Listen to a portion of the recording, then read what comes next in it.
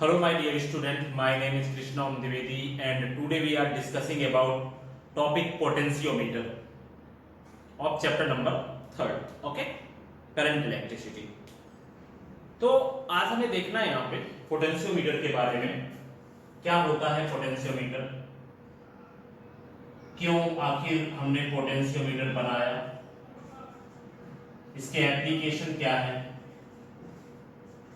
ये सभी चीजें हमें यहाँ पर डिस्कस करनी है। ठीक है, किस प्रिंसिपल पे वर्क करता है।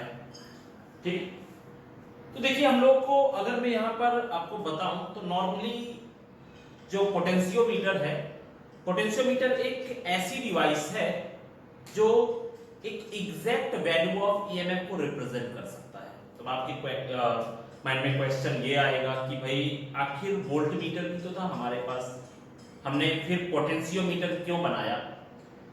देखिए अगर मैं यहां पर बात करूं तो पोटेंशियोमीटर एक ऐसी डिवाइस है, एक ऐसा इंस्ट्रूमेंट है जो कि एक एग्जैक्ट ईएमएफ की वैल्यू को रिप्रेजेंट करता है। ठीक है, and if you will think about volt meter, तो वोल्ट मीटर हमारा क्या करता है, इंटरनल रेजिस्टेंस की वैल्यू को मेजर नहीं कर सकता है, तो वो आपका वो ईएमएफ रिप्रेजेंट करता है, वो पोटेंशियल डिफरेंस रिप्रेजेंट करता है जो कि आपका जो है ना करंट के फ्लो होने के बाद होता है। It means we can say that voltmeter will represent the terminal voltage but potentiometer will represent the EMF. ठीक है, और जो वोल्ट मीटर होता है ना, वो ये बताता है कि आपकी बैटरी में से आने वाला ये किसी एक पॉइंट के बीच का आपका पोटेंशियल रिप्रेजेंट करता है। ठीक है, अगर मुझे यहां पर ये फाइंड करना हो कि किसी वायर की इतनी लेंथ में कितना पोटेंशियल है, तो मैं बाय यूजिंग पोटेंशियोमीटर फाइंड कर सकता हूं। ठीक है, तो पोटेंशियोमीटर और पोटेंशियोमीटर और वोल्ट मीटर में यही डिफरेंस है कि पोटेंशियोमीटर हमारा ईएमएफ को रिप्रेजेंट करता है, what is the value of exact voltage in any portion of wire, but if you will think about volt meter, then voltmeter will represent the terminal voltage.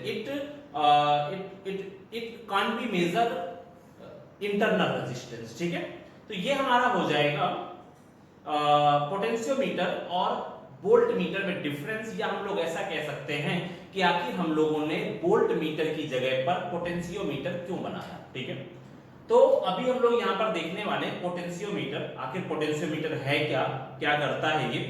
तो potentiometer एक ऐसी device है जो कि EMF को major करने का काम करती है, एक एक्यूरेट पोटेंशियल डिफरेंस को मेजर करने का काम करती है। इसके बाद ये आपका इंटरनल रेजिस्टेंस को भी मेजर करने का काम करती है, और अगर आपके पास 2 या 3 या बहुत सारे सेल हैं तो ये क्या करती है, आपका EMF comparison of the cell के लिए भी यूज होता है पोटेंशियोमीटर। ठीक है, तो इस तरह से हम लोग इसको यूज करते हैं, मतलब किस किस काम में पोटेंशियोमीटर का यूज होता है मैंने आपको बताया। If you want to find the potential difference accurately at any point or at any portion of any wire, then we can use potentiometer, and after that when we want to measure the internal resistance of any cell, then we can use potentiometer, and if we want to compare the EMF of two cell or more than two cell, then we can use potentiometer, और potentiometer EMF measurement के लिए भी use होता है। ठीक है, तो ये हो गया हम लोगों का पोटेंशियोमीटर। अभी हम लोग आते हैं कि पोटेंशियोमीटर क्या डेफिनेशन हो सकती है पोटेंशियोमीटर की। Then we can say that potentiometer is an instrument, it is, या हम लोग ऐसा कह सकते हैं, an instrument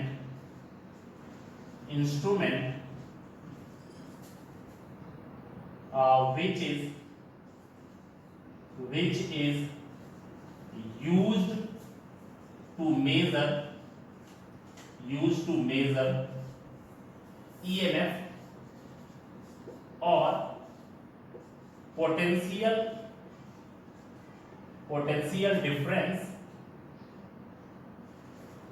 difference accurately।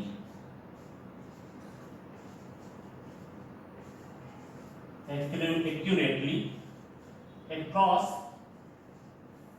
any wire, ठीक है। तो ये हमारा हो गया पोटेंशियोमीटर का डेफिनेशन। ये मतलब एक ऐसा इंस्ट्रूमेंट है जो कि किसी भी वायर के क्रॉस ये एक्यूरेट पोटेंशियल डिफरेंस को रिप्रेजेंट करता है या ईएमएफ को रिप्रेजेंट करने का या मेजर करने का काम करता है, ठीक है। अब इसके बाद में ये किस प्रिंसिपल पर वर्क करता है, then principle of potentiometer. Potentiometer का प्रिंसिपल क्या हो सकता है, देख लेते हैं इसको। Then we can say that मतलब ये एक ऐसे प्रिंसिपल पे वर्क करता है कि if any constant current is flowing in any cross sectional area of the wire, then the potential drop across the portion of that wire is directly proportional to the length of that portion of wire। मतलब कि अगर किसी भी wire के across में या किसी भी वायर के किसी भी क्रॉस सेक्शनल एरिया में से कांस्टेंट करंट फ्लो हो रही हो, तो उस वायर के किसी भी पोर्शन का जो पोटेंशियल डिफरेंस होता है उस वायर के उस पोर्शन की लेंथ के डायरेक्टली प्रोपोर्शनल होगा, ठीक है। मतलब कि अगर किसी भी वायर में कांस्टेंट करंट का फ्लो हो रहा है तो उसमें से जो आपका उस वायर के किसी भी पोर्शन का मुझे अगर पोटेंशियल ड्रॉप फाइंड करना है तो मैं ये कह सकता हूं कि उसका जो पोटेंशियल ड्रॉप होगा उस वायर की लेंथ के डायरेक्टली प्रोपोर्शनल होगा, ठीक है। तो ये हमारा हो गया प्रिंसिपल ऑफ पोटेंशियोमीटर, ठीक है। तो यहां पर हम लोग ऐसा कह सकते हैं the potentiometer based on the principle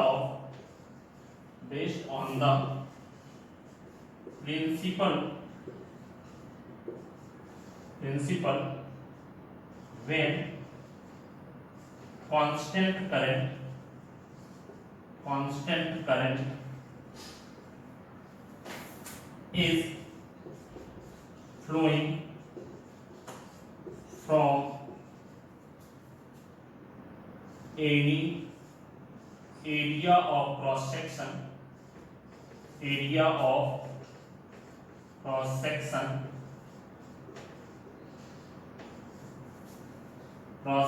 of the wire, then potential drop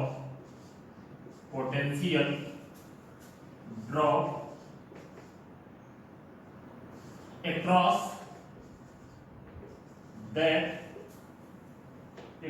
any portion of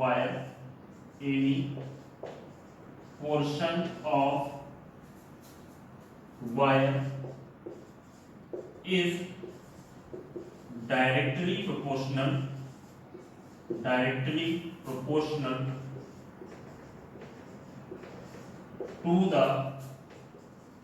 to the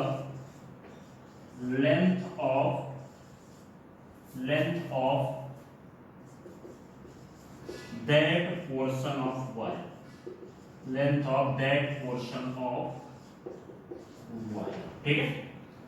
मतलब कि अगर मैं यहां पर बात करूं कि पोटेंशियोमीटर क्या होता है, तो पोटेंशियोमीटर एक ऐसा इंस्ट्रूमेंट है जो किसी भी वायर के अक्रॉस में एक्यूरेट पोटेंशियल डिफरेंस की वैल्यू को रिप्रेजेंट करता है या ईएमएफ को रिप्रेजेंट करता है। अभी अगर मैं बात करूं कि ये किस प्रिंसिपल पर वर्क करता है, तो मतलब मैं ये कह सकता हूं किसी भी वायर के किसी भी क्रॉस सेक्शनल एरिया में से एक कांस्टेंट करंट अगर फ्लो हो रही है तो उस वायर के किसी भी पॉइंट पर जो पोटेंशियल ड्रॉप होगा that potential drop is directly proportional to the length of that portion of the wire, okay. तो ये हमारा हो गया प्रिंसिपल ऑफ पोटेंशियोमीटर, ठीक है। अभी इसके बाद में हम लोग इसका देखते हैं इसका कंस्ट्रक्शन कैसा होगा, ठीक है। इसका कंस्ट्रक्शन कैसे होगा, कैसा आपका जो है ना ये पोटेंशियोमीटर दिखने में कैसा होता है, इंस्ट्रूमेंट का रिप्रेजेंटेशन कैसे करते हैं। तो अभी हम लोग देखते हैं कंस्ट्रक्शन ऑफ अ पोटेंशियोमीटर। तो ये potentiometer and the principal of potentiometer आप लोग लिख लीजिए। इसके बाद हम लोग देखते हैं कंस्ट्रक्शन ऑफ पोटेंशियोमीटर, ठीक है।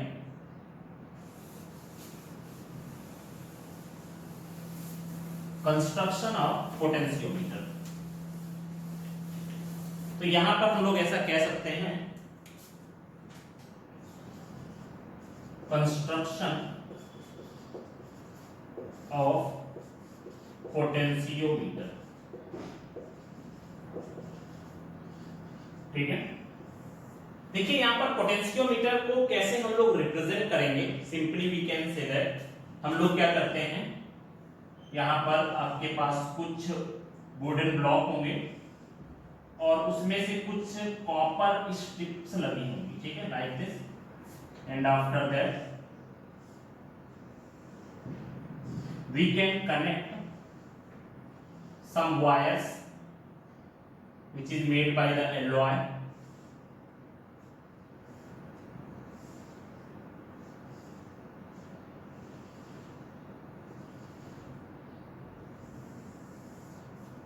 okay.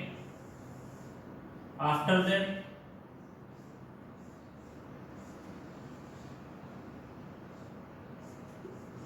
this is the construction of potentiometer, okay. After that a wire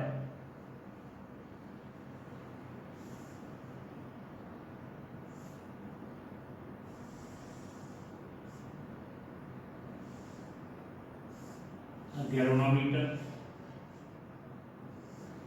and after that a meter,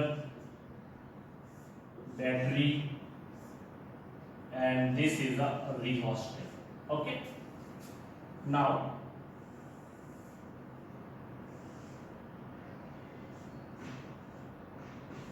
we can connect a key,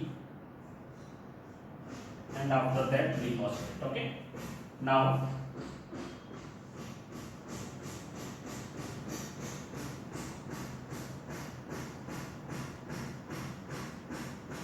this is a jockey, okay. This is point A, this is point B, plus minus, and after that galvanometer, this is a jockey, this is a rheostat, this is a battery which is represented by E, okay. This is a 0 point, distance will be 100 meter, after that 200 centimetre, this is in centimetre, ठीक है। ये क्या है आपका 100 centimetre, 200 centimetre, after that 300 centimetre, and this is 400 centimetre, ठीक है। ये हमारा हुआ कंस्ट्रक्शन, मतलब कि we have a wooden block and that have strips of copper, and that wire of which is made by the alloy is stretched by that copper strips, and after that the length of this wire is, this portion is 100 meter, 100 centimeter, 200 centimeter means 100 plus 100 plus 100 plus 100, that is total length of that wire is equal to 400 centimeter, okay. यहाँ पर क्या होती है, parallel में आपकी जो है ना एक स्केल भी होती है by which we will get the length of that wire, it means यहाँ से अगर आपने मेजर किया तो ये 100 सेंटीमीटर हो गया, भाई यहाँ पर आया, then we can say that that will be 80 centimetre, and after that we will get means यहाँ तक जाओगे then 100, फिर यहाँ से शुरू करोगे 101 102 103 से 200, फिर 201 से लेकर के 300 300 से लेकर के 400, ठीक है। तो ये हमारा हो गया construction of a potentiometer, okay. अभी हम लोग ये देखते हैं कि ये कैसे वर्क करता है, how we can derive the formula for the potentiometer, ये आपका कैसे रिप्रेजेंट किया जाएगा, ठीक है। जो प्रिंसिपल हमने बताया है वो कैसे आएगा वो हमें यहाँ पर फाइंड करना है, ठीक है। तो चलिए यहाँ पर देखते हैं, तो चलिए देखते हैं कैसे वर्क करता है। तो इसमें से अगर मैं यहाँ पर देखूं तो यहाँ पर हम लोग ऐसा कर लेते हैं, let the potential drop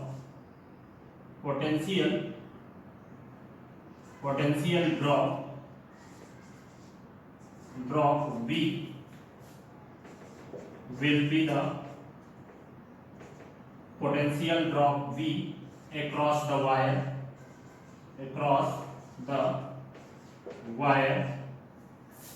when current I is flowing in this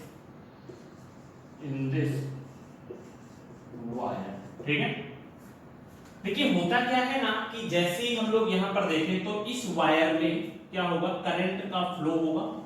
ठीक है, हम लोग क्या करते हैं, जॉकी लेते हैं, वर्किंग इसकी कैसे होती है ये मैं बता रहा हूं।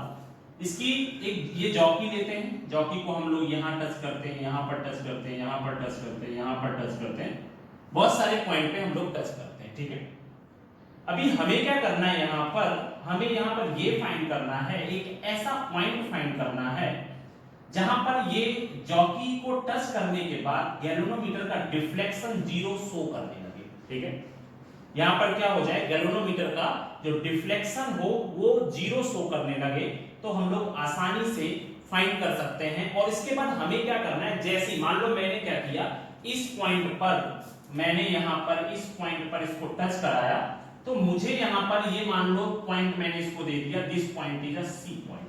ठीक है, this point is a C point. मैंने इस वायर को जॉकी को लेकर के मैंने कई सारे पॉइंट पे टच कराया, तो एक ऐसा पॉइंट मुझे सी मिला। इस सी पॉइंट पर जो हमारा नल पॉइंट है, इस सी पॉइंट को हम लोग क्या कह सकते हैं, नल पॉइंट है। और इस पॉइंट पर जॉकी को रखने के बाद गैल्वेनोमीटर का जो डिफ्लेक्शन है वो कितना मिलता है, हमें 0 मिलता है।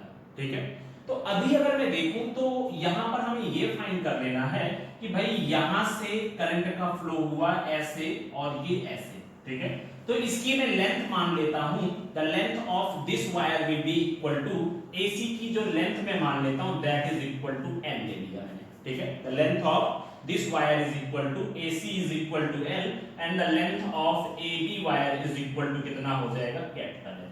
ठीक है, then we can say that and the resistance across AC is equal to R. ठीक है, let the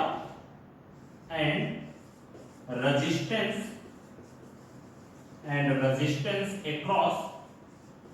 across AC is R. ठीक है, मैंने यहां पर मान लिया कि भाई जब करंट का फ्लो इस सर्किट में हुआ, इस वायर के थ्रू करंट का फ्लो हुआ, तो यहां पर आपका जो पोटेंशियल ड्रॉप मिला या पोटेंशियल डिफरेंस मिला that is equal to V।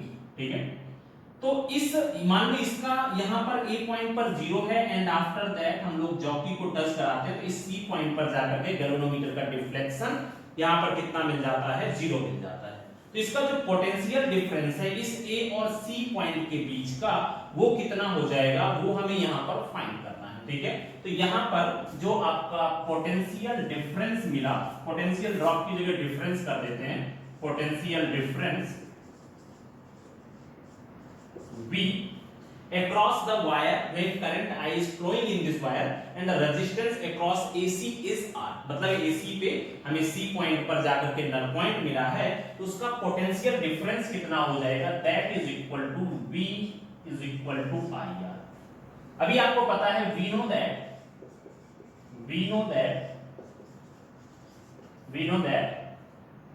R is equal to कितना होता है, रो L बाई में A। ठीक है, और इसके प्रिंसिपल में यही बताया गया है कि हमारा जो है ना, ये जो कांस्टेंट करंट फ्लो होती है वो across a fixed cross sectional area से पास होती है। ठीक है, इसका मतलब मैं ये कहता है the resistivity of that wire is always same. ठीक है, इसमें से हमने क्या किया, R इज इक्वल टू कितना आ गया, रो L बाई में A आ गया। ठीक है, now we can put this values. Now V is equal to यहां पर I की जगह I रख दिया और R की जगह पे क्या कर दिया, रो L बाई में A हो गया। ठीक है, अभी आपको पता है rho is a constant, A is a constant, और उसमें बोला गया है कि अगर करंट की वैल्यू भी कांस्टेंट हो, it means in this wire constant current is flowing. ठीक है, तो यहां पर हमारा क्या है कि इफ कांस्टेंट, या हम लोग ऐसा कह सकते हैं constant current is flowing across wire यहाँ पर क्या है, कांस्टेंट करंट फ्लो हो रही है इस वायर के क्रॉस में, तो यहाँ पर कितना हो जाएगा, then V is directly proportional to, एक कोई कांस्टेंट K ले लेते हैं, that is equal to L, ठीक है, इज इक्वल टू कर लेते हैं constant K into K is direct V is equal to K dot L, ठीक है। और इस K की वैल्यू क्या हो सकती है, इस K की वैल्यू, क्योंकि I is also constant, rho is constant and area is also constant, तो यहाँ पर कितना हुआ, V is equal to K dot L हो जाएगा। और इस K को हम लोग क्या बोल सकते हैं, this is known as a, K is known as a potential gradient, ठीक है, इसको हम लोग क्या बोल सकते हैं, this is known as potential gradient, it means we can say that V directly proportional to L, ठीक है। तो हमारा जो प्रिंसिपल था वो क्या था आपका, कुछ इस तरह से हम लोग ऐसा कह सकते हैं, V is directly proportional to length. तो यहाँ पर हमने पोटेंशियोमीटर का कंस्ट्रक्शन देखा, simply we can say that if the constant across any wire is current across any wire is constant, then potential drop across that wire is directly proportional to the length of that portion of the wire, ठीक है। तो वही हमने यहाँ पर देखा कि जब इस वायर के थ्रू करंट पास हुई इस वायर में, तो यहाँ पर उसका मैंने पोटेंशियल डिफरेंस ले लिया, भाई ए पॉइंट पर 0 हुआ, यहाँ से यहाँ तक चलते चलते आपका जाकर के ए और सी के बीच का जो पोटेंशियल डिफरेंस मिला, दैट इज V, यहाँ पर क्या है, the potential difference across point A and C is V। अब इसके बाद में यहाँ पर मैंने देखा कांस्टेंट करंट I फ्लो हो रही है इस वायर में, तो मैंने ले लिया कि भाई A और C के बीच का जो रेजिस्टेंस है that is equal to R, ठीक है।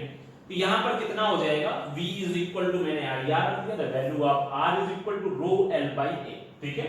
यहाँ पर L, क्योंकि मैंने AC की जो वैल्यू मानी थी वो क्या मानी थी, मैंने L मानी थी, तो यहाँ पर रखने के बाद, और आपको पता है करंट की value constant, resistivity constant, area is also constant, सिर्फ वेरिएशन किसका हो रहा है, लेंथ का वेरिएशन हो रहा है, क्योंकि ऐसा जरूरी नहीं कि हमेशा C पॉइंट पर ही आपका नल पॉइंट मिलेगा, हो सकता है यहाँ पर मिल जाए, हो सकता है यहाँ पर मिल जाए, हो सकता है यहाँ पर मिल जाए, हो सकता है यहाँ पर मिल जाए। It means its potential difference is varied according to the length. We can say that, so then V is directly proportional to length. When the length will increase, then the potential difference will increase, and when the length will decrease, then the potential difference will also decrease. तो ये हमारा हो गया potentiometer का description, ठीक है। अभी हमारा जो नेक्स्ट टॉपिक है वो है एप्लीकेशन ऑफ पोटेंशियोमीटर, ठीक है। नेक्स्ट टॉपिक है हमारा एप्लीकेशन ऑफ पोटेंशियोमीटर। देखिए हमें क्या करना है, इस कंस्ट्रक्शन को हम बहुत ज्यादा याद रखना है, ठीक है, क्योंकि ये हमेशा सेम रहने वाला, बाकी कुछ चीजें ऐड होंगी और कुछ भी चेंज नहीं होने वाला इसमें, ठीक है। तो चलिए देखते हैं एप्लीकेशन ऑफ पोटेंशियोमीटर, ठीक है। यहां पर नेक्स्ट टॉपिक है हमारा application of potentiometer. Now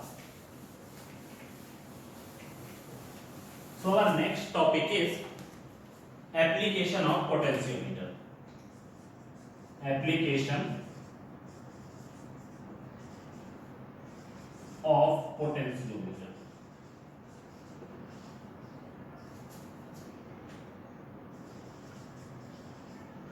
okay, चलिए इसका फर्स्ट एप्लीकेशन पहले देखते हैं, comparing the EMF of two cell. First application है इसका comparing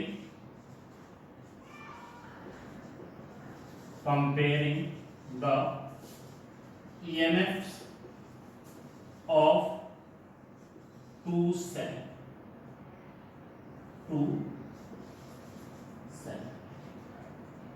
पहला एप्लीकेशन है यहाँ पे comparing the EMF of two cell.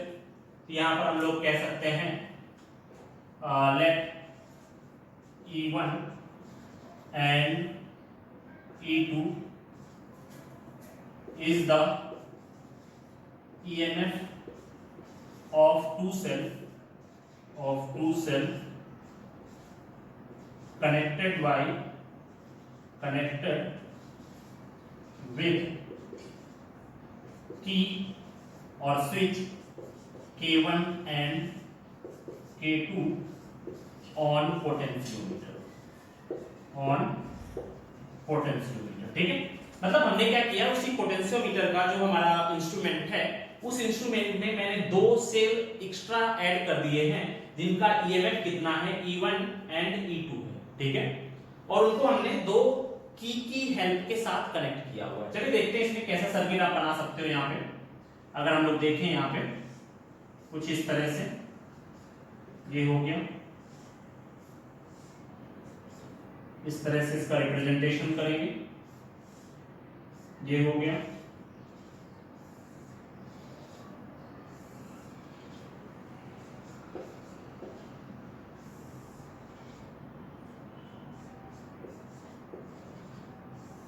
We can connect like this। इसके बाद हमें क्या करना है, आपका जो भी था सर्किट डायग्राम जैसा भी था वैसे ही बना देना है पूरा का पूरा पोटेंशियोमीटर का। इसके बाद हमें क्या करना है, कुछ इस तरह से कनेक्ट कर देना है, ठीक है। ये कुछ ऐसा हो गया। इसके बाद ये हमारा हो गया जैसा था आपका, ये अमीटर कनेक्ट कर दिया। इसके बाद ये हो गई हमारी बैटरी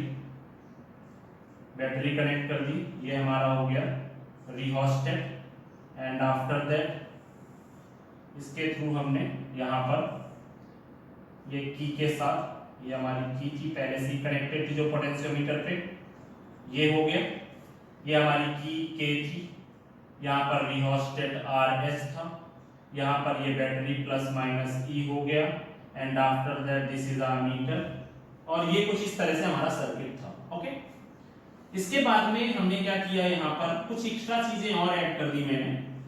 हमें क्या करना है, यहाँ पर दो सेल का ईएमएफ फाइंड करना है, ठीक है। यहाँ पर मैंने क्या किया, दो सेल का हमें ईएमएफ फाइंड करना है। Then we can add two cell with this. यहाँ पर मैंने दो सेल ऐड कर दिए।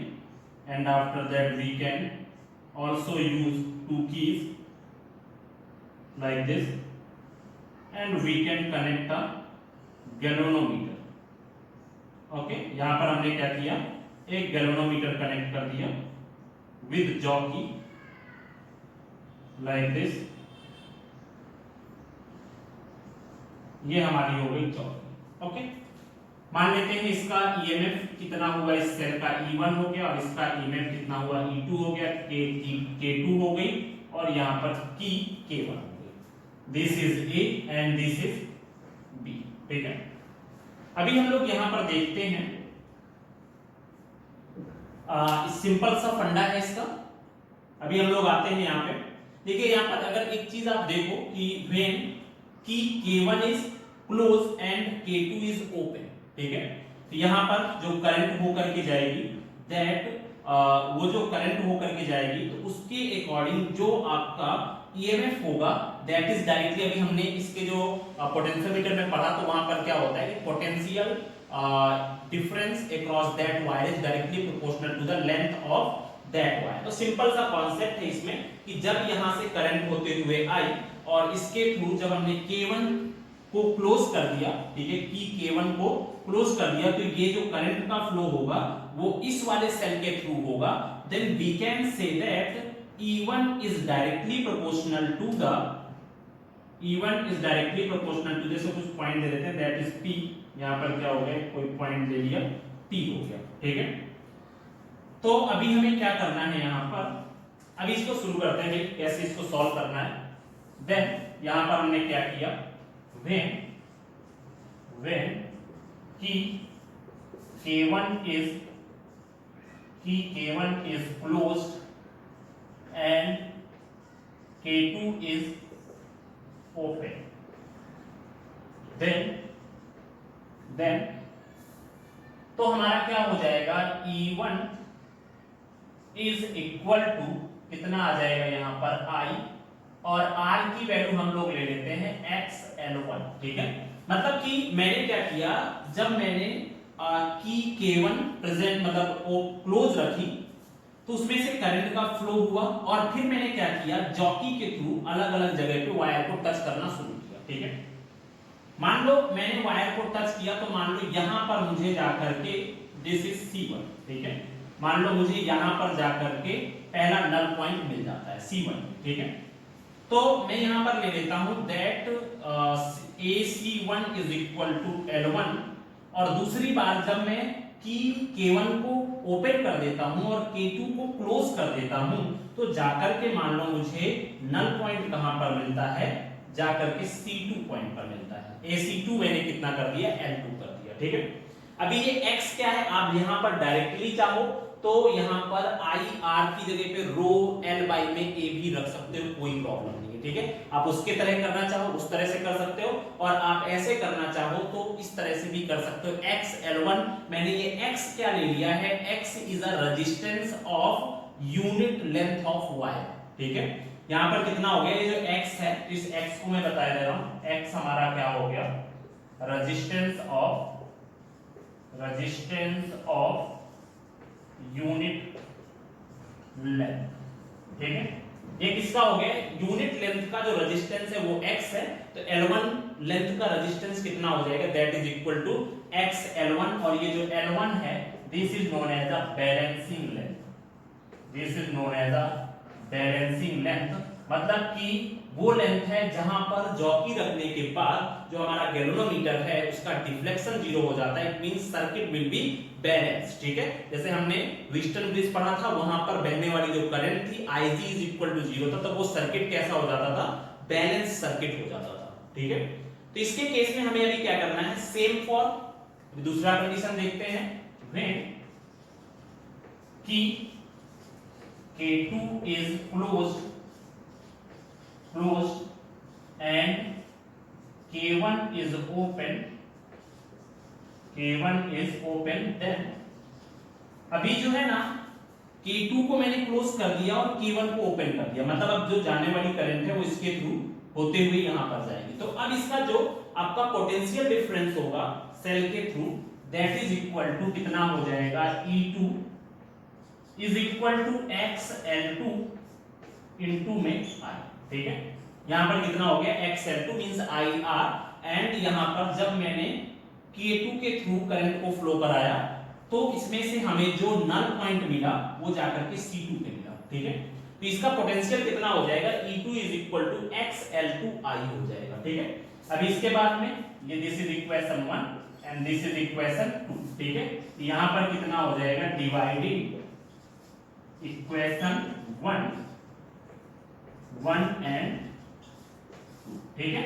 यहां पर कितना हो जाएगा, E1 upon E2 is equal to I XL1 upon में I XL2, इसके बाद में यहां पर E1 अपॉन में E2 is equal to L1 upon में L2, ठीक है। तो ये हमारा हो गया, this is the comparison of EMF of two cells. तो इस तरह से हम लोग कंपेयर कर सकते हैं, the formula will be E1 upon E2 is equal to L1 upon में L2, it means EMF of the cell is directly proportional to the length. आप जहां से भी करंट का फ्लो कराओगे that is directly proportional to the length, ठीक है। तो ये हमारा हो गया comparison of EMF of two cell, ठीक है। इसका आपका सर्किट डायग्राम जो कि बहुत मेन है, सर्किट डायग्राम अगर आपको समझ में आ गया तो आप आसानी से यहां पर इसका जो भी है आपका डेरिवेशन आसानी से कर सकते हो, ठीक है। अभी हमारा नेक्स्ट टॉपिक है measurement of internal resistance of a cell. पहला एप्लीकेशन हो गया, दूसरा एप्लीकेशन है यहां पर बाकी सब कुछ सेम ही रहने वाला है, मेजरमेंट ऑफ,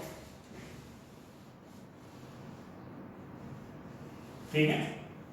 हमारा जो दूसरा एप्लीकेशन है मेजरमेंट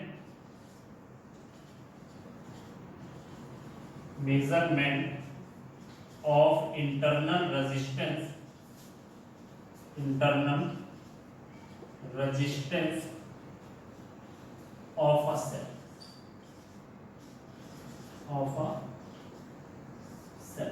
ठीक है। ये हमारा कुछ ऐसा हो गया, पूरा का पूरा सर्किट सेम रहने वाला है, सिर्फ थोड़ा सा चेंजेस होंगे। वो भी चेंजेस क्या है अभी हम लोग यहाँ पर देखते हैं, ठीक है। देखिए पोटेंशियोमीटर में तो कोई चेंजेस होने वाले हैं नहीं, वो तो हमेशा सेम रहना है। आप जब भी कोई प्रोसेस करोगे तो वहां पे कुछ एक्स्ट्रा कंपोनेंट ऐड कर देने वाले हो, जो कि कंपोनेंट क्या क्या है यहाँ पे सिंपली हम लोग ऐसा कह सकते हैं, इसमें से अगर हम लोग देखें तो इसमें से डायरेक्टली कुछ इस तरह से कनेक्ट कर दिया एक cell with internal resistance R, okay, and after that this is a resistance R with a key K, ठीक है, ये हो गया। इसके बाद में यहां पर हमने एक गैल्वेनोमीटर लगा दिया, this is a galvanometer G, और इसके बाद में यहां से वायर के थ्रू इसको कनेक्ट कर दिया, ठीक है।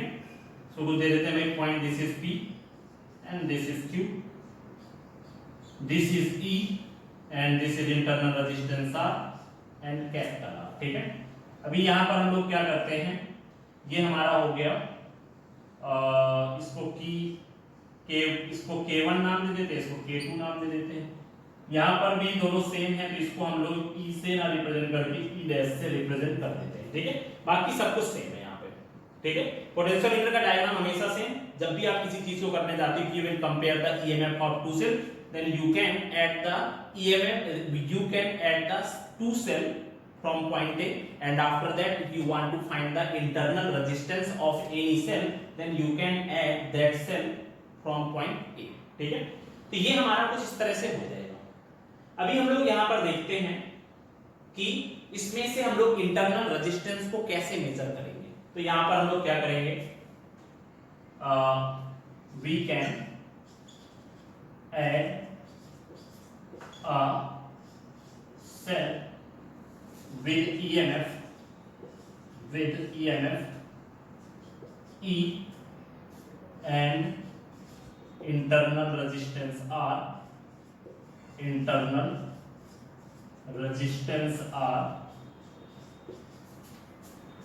with the potentiometer,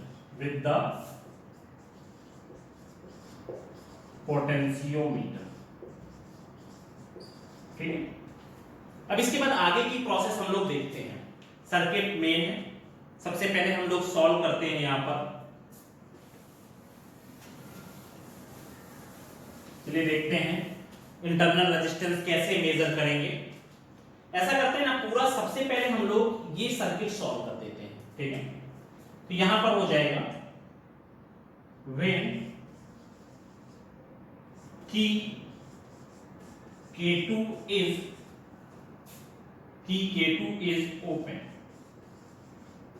open, then अगर की K2 ओपन है तो यहां पर क्या हो जाएगा, then पोटेंशियल डिफरेंस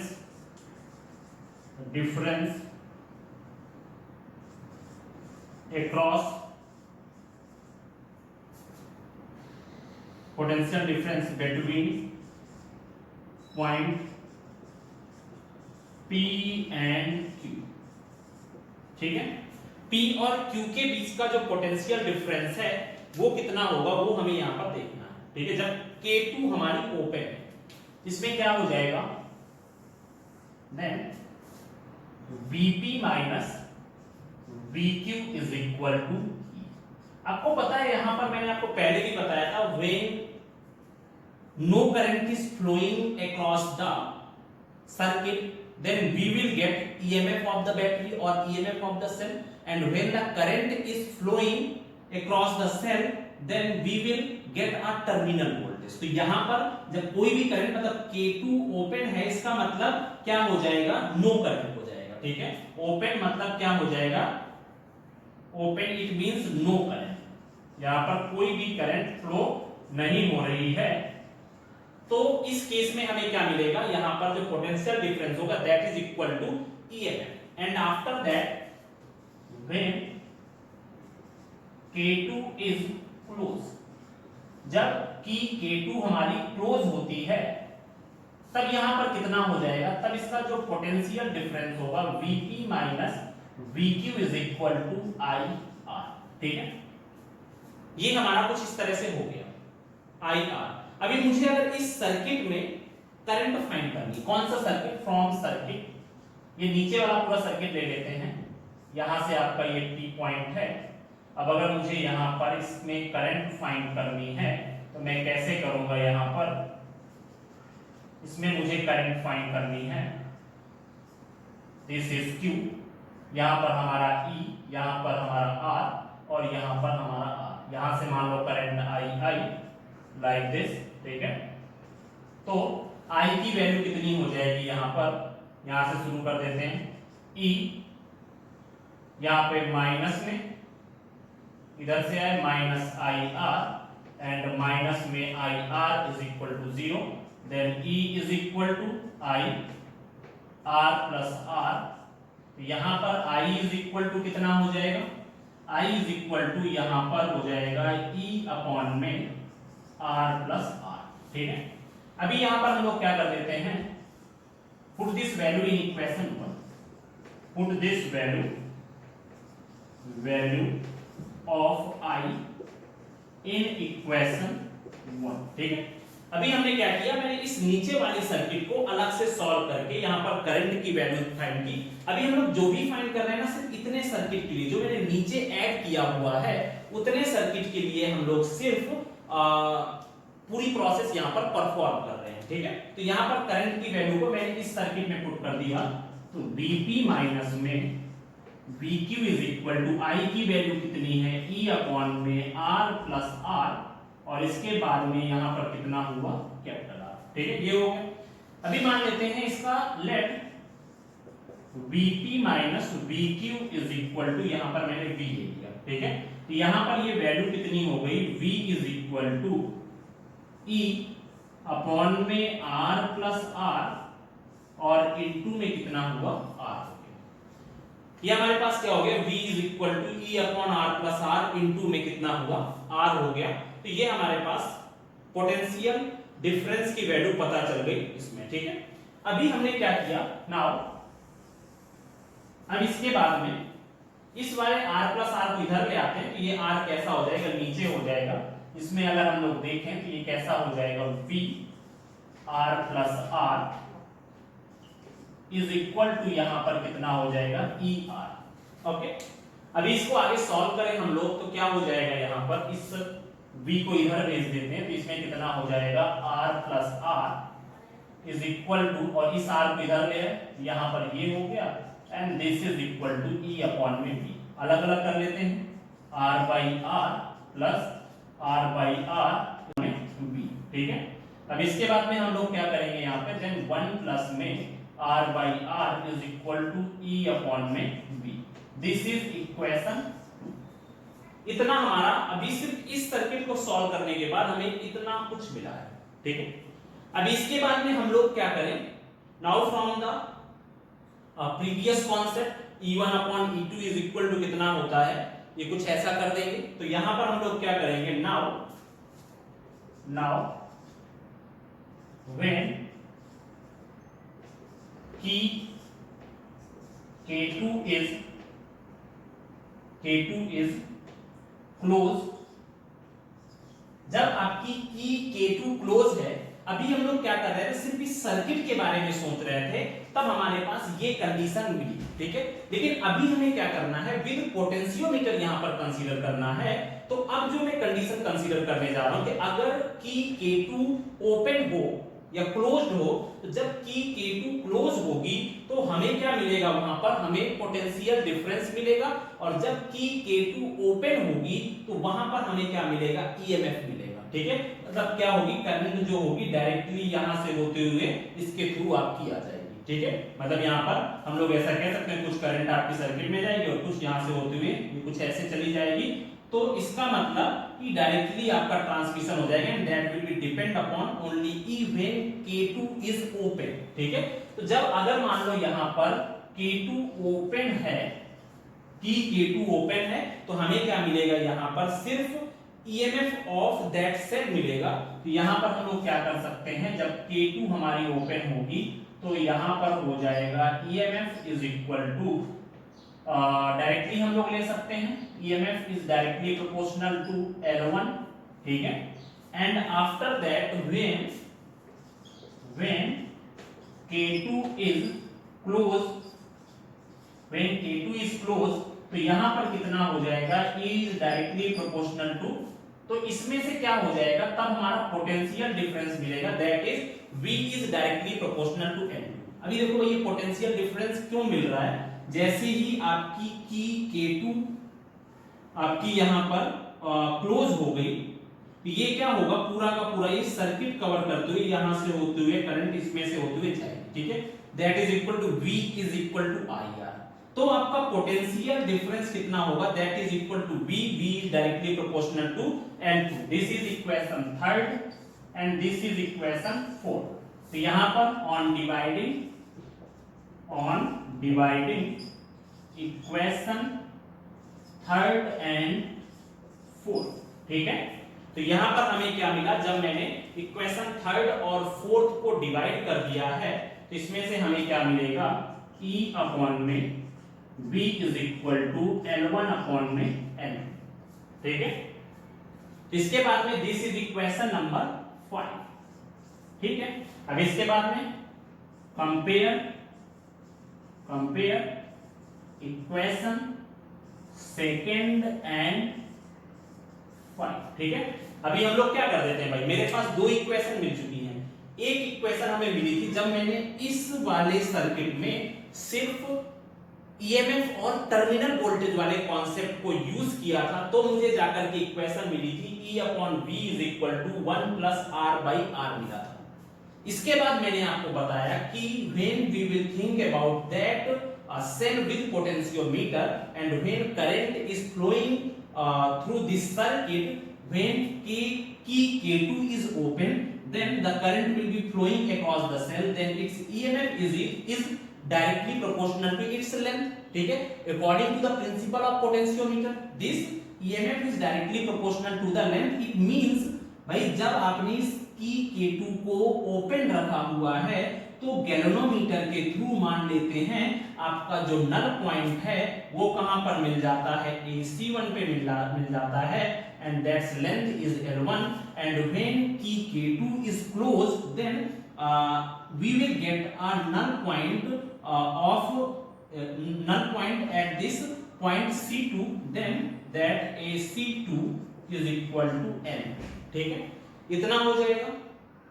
अब इसके बाद मैं क्या करूंगा, तो इसके थ्रू मैंने ये देखा कि जब इसके थ्रू जा रही थी तो E is directly proportional to L1 आया, और जब हमारे ये पूरे सर्किट को कवर करेगी, then its potential difference is V across this circuit, then यहां पर V is directly proportional to कितना हो जाएगा, L2 हो जाएगा।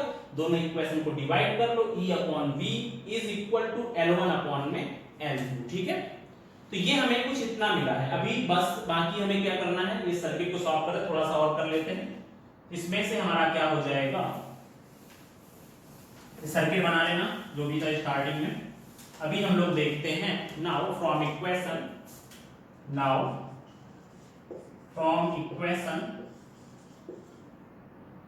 2nd and 5th, in equations को अगर आप कंपेयर करो, then this is E upon V and this is also E upon V। तो इसका मतलब आपका जो है ना LHS अगर सेम है या RHS अगर सेम है, तो दोनों चीजें आपस में क्या हो जाएंगी, सेम हो जाएंगी। इट मींस 1 अपॉन में R plus R is equal to L1 upon में L2, ठीक है। ये 1 उधर गया, then R upon R is equal to L1 अपॉन L2 minus 1, then R is equal to यहां पर R एंड यहां पर L1 अपॉन L2 माइनस 1, ठीक है। This is the formula for the internal resistance and we can measure the internal resistance by using potentiometer, by using this formula, ठीक है।